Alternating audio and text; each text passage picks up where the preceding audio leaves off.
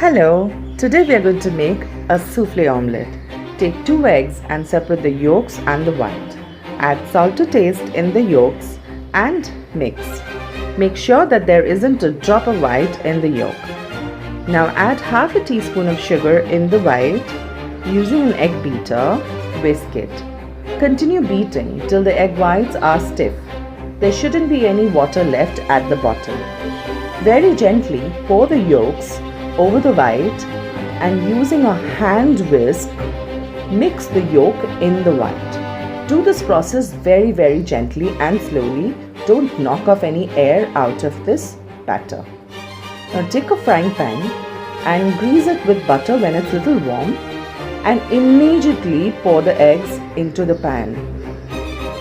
Make a note of the temperature, keep it very low, as minimum as possible, and with very gentle hands spread the egg over the pan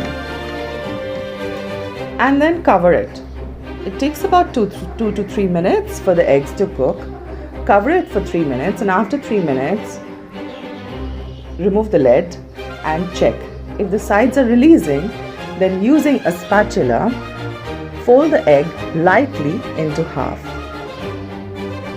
Take a serving tray and gently slide the egg onto this serving tray, and you will notice that it looks as if it's a little raw on the inside, but it's not. It's completely cooked, I promise you.